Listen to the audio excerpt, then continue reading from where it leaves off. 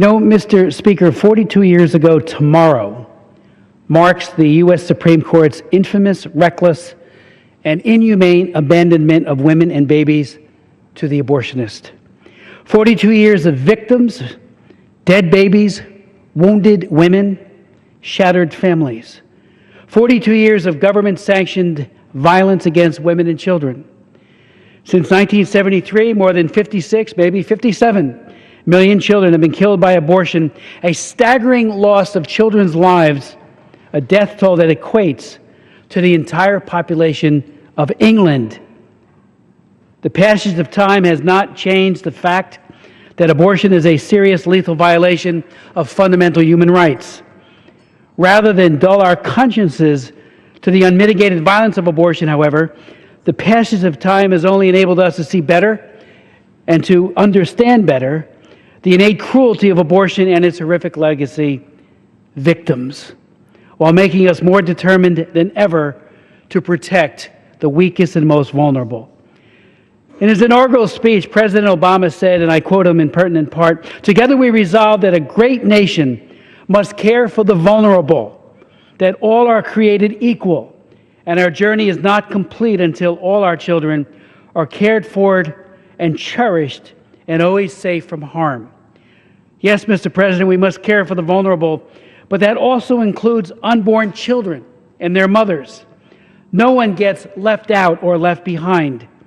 All people are created equal, and our journey is not complete until all our children, including the child in the womb, are cared for and cherished and always safe from harm. Last night, right here in this chamber, the President said, "Tell every child in every neighborhood, your life matters."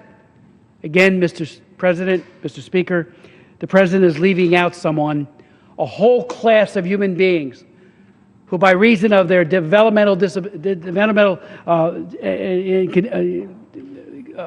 fact that they are in utero, the fact that they are yet to be born, are construed to be excluded from humanity and therefore their basic human rights. It is unconscionable, Mr. Speaker. It is unconscionable. Let me also say, talking about victims, a couple of years ago, I met a woman named Linda Shrewsbury, an academic, an African-American with a degree from Harvard, who had an abortion. And she said that the lies that brought me to that day and its sorrowful aftermath are crystal clear in my mind. Falsehoods and deceptions that concealed the truth about abortion. Lies planted in my thinking by clever marketing, media campaigns, and endless repetition led to a tragic, irreversible decision, the death of my first child, she said.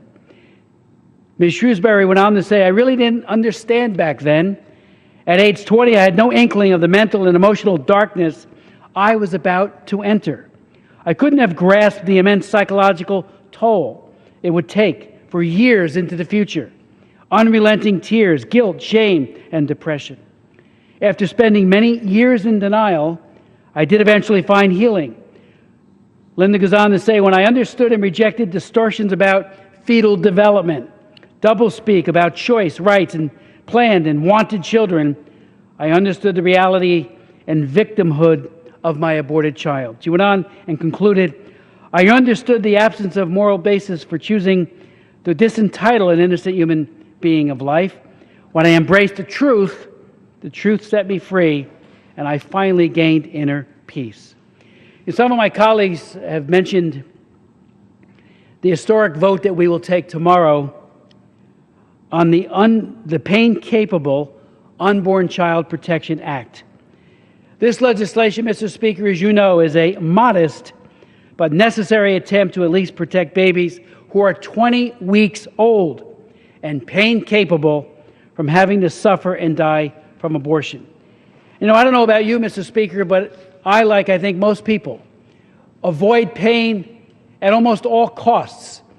You know, when I have surgeries, when anyone has surgeries, they are put locally or generally they get anesthesia so that they do not have to feel the pain. The unborn child, when he or she is getting an intervention to help cure a disability or deal with disease or illness gets anesthesia, because we now know beyond any reasonable doubt that unborn children, at least at 20 weeks gestation, feel that pain.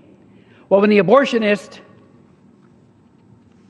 commits a D&E abortion or one of the other abortions, D&E is a way of literally dismembering the child, they being the children, they feel this pain, and it is excruciating. Children, including children with disabilities, deserve better treatment than pain-filled dismemberment. I would point out to my colleagues an expert testimony before the House Judiciary Committee, Dr. Anthony Levantino, a former abortionist who has performed hundreds of dismemberment abortions, described the D&E, and he said, the baby can be in any position inside the uterus. Just reach in with a sofa clamp and grasp whatever you can.